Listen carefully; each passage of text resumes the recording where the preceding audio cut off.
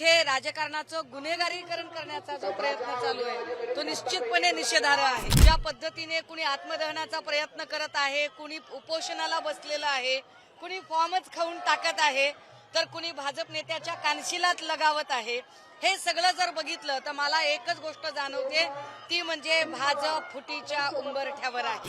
शिंदेकडनं एकाच वॉर्डमध्ये 2 जणांना फॉर्म दिला गेला होता, हे कळल्यानंतर दुसऱ्या उमेदवाराला तो फॉर्म काढून टाकला, म्हणजे समाधानकारक जागा पण कालपासून उमेदवारी अर्जाच्या निमित्ताने जी राजकारणाची हास्य जत्रा चालू आहे ती अत्यंत रंजक आहे। ज्या पद्धतीने कुणी आत्मदहनाचा प्रयत्न करत आहे, कुणी उपोषणाला बसलेलं आहे, कुणी फॉर्मच खाऊन टाकत आहे, तर कुणी भाजप नेत्याच्या कानशिलात लगावत आहे, हे सगळं जर बघितलं तर मला एकच गोष्ट जाणवते, ती म्हणजे भाजप फुटीच्या उंबरठ्यावर आहे। कारण काँग्रेस जेव्हा खूप ताकदवर झाली आणि काँग्रेसमधल्या अनेक लोकांना त्यांच्या महत्वाकांक्षेला धुमारे फुटायला लागले, तेव्हा काँग्रेसमधनच हे सगळे पक्ष बाहेर पडले होते।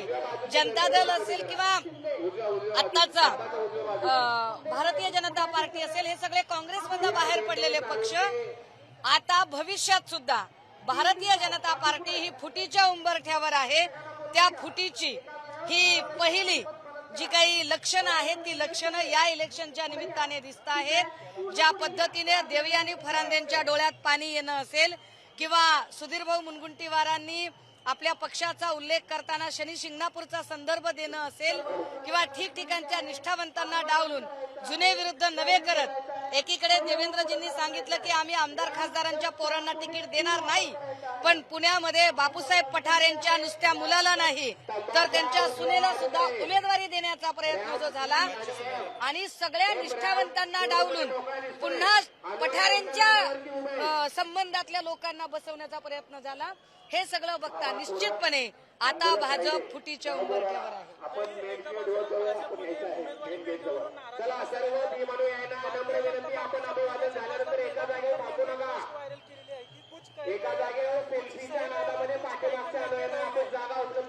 मला वाटतंय की अमोल बालवडकरांचं ज्या पद्धतीने प्रवेश झालेला आहे त्याला सुद्धा ही सगळी किनार आहे आणि मेधा कुलकर्णी यांनी कितीही आदळआपट केली तरी हे वारंवार स्पष्ट झालंय की कुलकर्णींना पक्षात काही फार से उरलेला नाहीये, त्यामुळे त्या बिचाऱ्या फार त्यांचा सात्विक संताप व्यक्त करतायत। मी पुढे तेच म्हणेल की मेधा कुलकर्णी असतील, चंद्रकांत पाटील असतील, सुधीरभाऊ मुनगंटीवार असतील,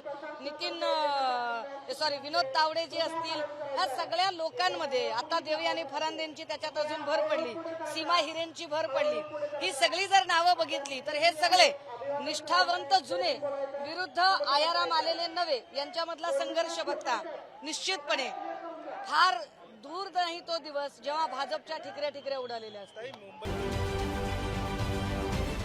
महाराष्ट्रातील सर्व बातम्यांचे विश्वासार्ह व्यासपीठ, सकाळच्या सर्व सोशल मीडिया प्लॅटफॉर्मला लाईक, फॉलो आणि सबस्क्राईब करा। तसंच सर्व नोटिफिकेशनसाठी बेल आयकॉन प्रेस करायला विसरू नका।